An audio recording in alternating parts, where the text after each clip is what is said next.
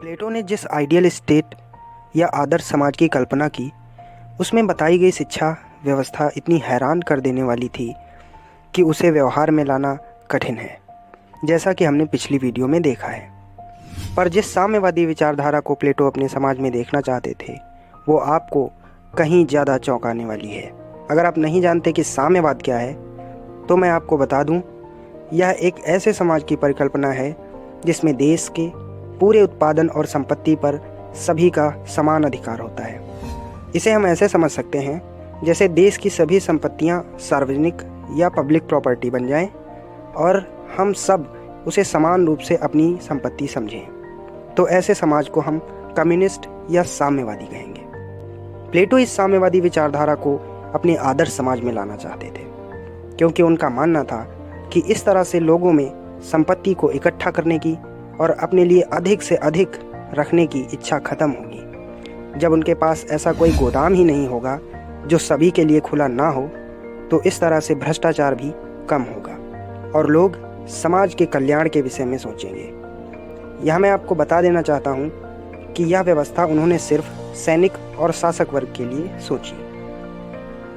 अब जो बात हैरान कर देने वाली है वह ये कि प्लेटो सिर्फ निजी संपत्ति को खत्म करना ही नहीं, बल्कि स्त्रियों का साम्यवाद भी चाहते थे, जिसका मतलब यह हुआ कि कोई भी अपना परिवार नहीं बनाएगा। स्त्रियां सबकी समान रूप से पत्नियां होंगी, उनसे होने वाले बच्चे भी सबके होंगे। ना तो माता पिता अपनी संतान को जान सकेंगे और न संतान माता पिता को। इसके पीछे प्लेटो का तर्क यह था कि वह शासक वर्ग को परिवार के मोह से मुक्त करना चाहते थे।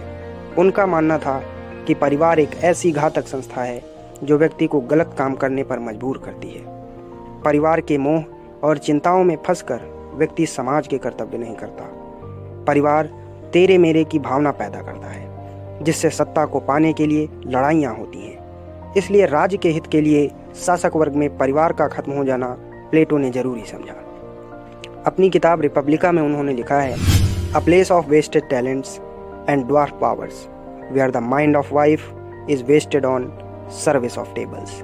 मतलब परिवार एक ऐसी जगह है जहाँ व्यक्ति की प्रतिभा का हनन होता है तथा पत्नियाँ चूल्हे चौके में बर्बाद हो जाती हैं। अब आप लोग कमेंट करके बताइए कि आप प्लेटो के समाज के बारे में क्या सोचते हैं और इसमें कौन कौन सी कमियां थी जिसके कारण इसे अपनाया नहीं जा सका। प्लेटो ने अपने आदर्श समाज में राज्य को परिवार एवं संपत्ति से बहुत अधिक महत्व दिया है। हालांकि प्लेटो का परिवार से जुड़ा साम्यवाद एक ऐसी चीज है जिसे व्यवहार में लाना कठिन है, लेकिन इनकी सोच कई विद्वानों को कल्पना से अधिक सोचने की प्रेरणा देती है। प्लेटो के शिष्य अरस्तु, जो कि इनके शिष्य ही थे, इनकी आलोचना करते हुए कहते हैं, it is far better to be a cousin than a platonic son. Plato के समाज में पुत्र से कोई निकट संबंधी होना ज़्यादा अच्छा है। अब आप सोचेंगे कि क्या प्लेटो का आदर्श राज्य काल्पनिक है? इसके बारे में प्लेटो अपनी रिपब्लिका में लिखते हैं, मेरे विचार में पृथ्वी पर तो ऐसा नगर कहीं भी नहीं है। इसका नमूना स्वर्गलोक में स्थित है। इस समय इसकी सत्ता नहीं है या है, इन बातों से कोई फर्क नहीं पड़ता।